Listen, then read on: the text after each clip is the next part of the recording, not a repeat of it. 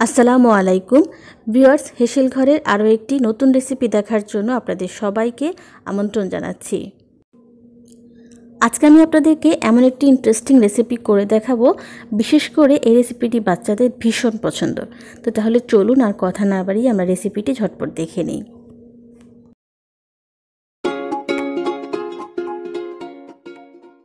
রেসিপিটি তৈরি করতে প্রথমেই আমাদের লাগছে বিস্কিট। আমি এখানে ডার্ক চকলেট উইথ ভ্যানিলা ক্রিমের এই বিস্কিটগুলো নিয়েছি। এগুলো আপনারা যে কোনো মুদি দোকানে পেয়ে যাবেন। এই বিস্কিটের পার প্যাকেটের দাম হচ্ছে 10 টাকা। আমি এখানে 6 প্যাকেট বিস্কিট নিয়েছি। প্রথমে আমি প্যাকেটগুলোকে কেটে বিস্কিটগুলোকে আলাদা করে নিচ্ছি। আপনারা চাইলে এই বিস্কিটের পরিবর্তে ওরিও বিস্কিটটা দিয়েও আপনারা সুইস রোলটা তৈরি করতে পারেন।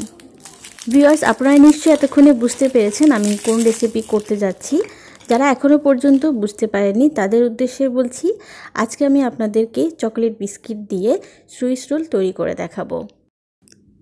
সবগুলো বিস্কিটের প্যাকেট থেকে আমি বিস্কিটগুলোকে নিয়ে নিয়েছি। এবারে বিস্কিটের মাঝখানে যে ক্রিমগুলো আছে সেইগুলোকে আলাদা করে নিব।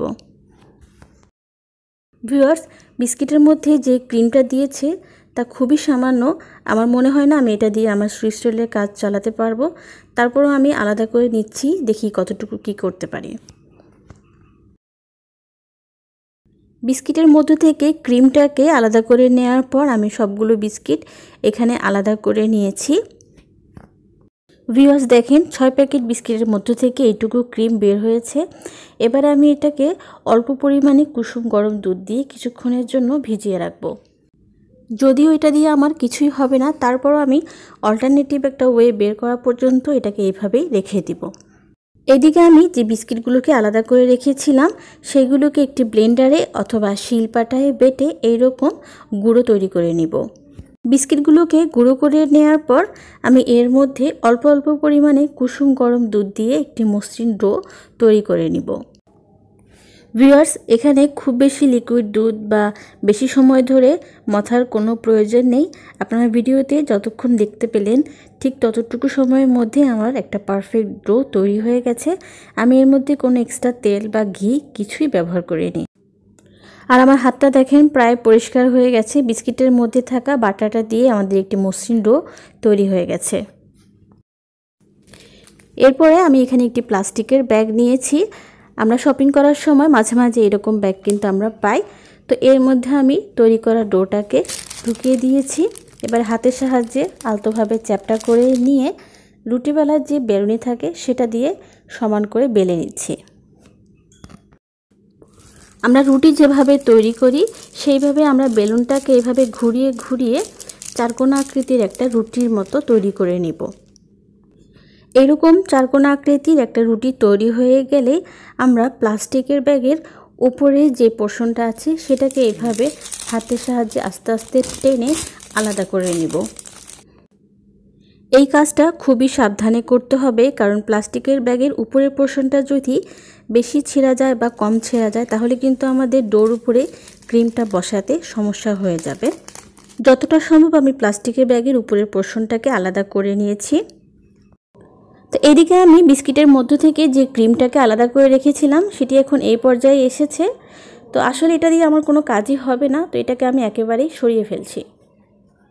তো ভিউয়ার্স, এই ক্রিমের পরিবর্তে আমি এখানে নর্মালি কেকের মধ্যে যে ক্রিম ব্যবহার করে সেই ক্রিমটাই আমি এখানে ব্যবহার করছি।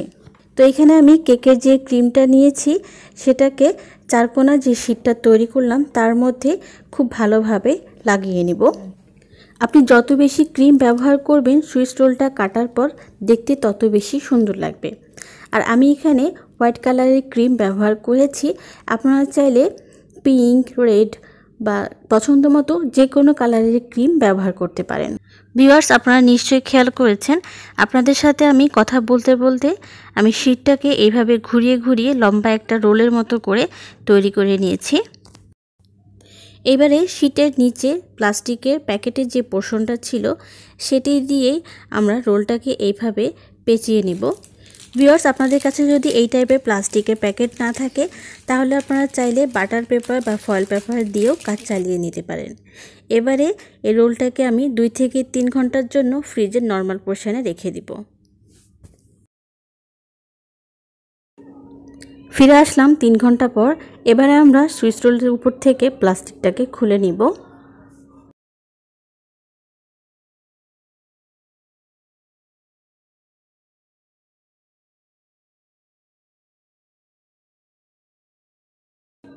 ভিউয়ার্স দেখেন আমাদের সুইচ রোলটা একেবারে সেট হয়ে গেছে। আমি আপনাদেরকে একটু হাত দিয়ে চেপে দেখাচ্ছি, দেখেন কতটা শক্তভাবে এটা সেট হয়েছে। এবার আমি এটাকে কেটে আপনাদেরকে দেখিয়ে দিচ্ছি যে আমার সুইচ রোলটা দেখতে কেমন হয়েছে। ভিউয়ার্স দেখুন সুইচ রোলটা দেখতে কতটা সুন্দর লাগছে।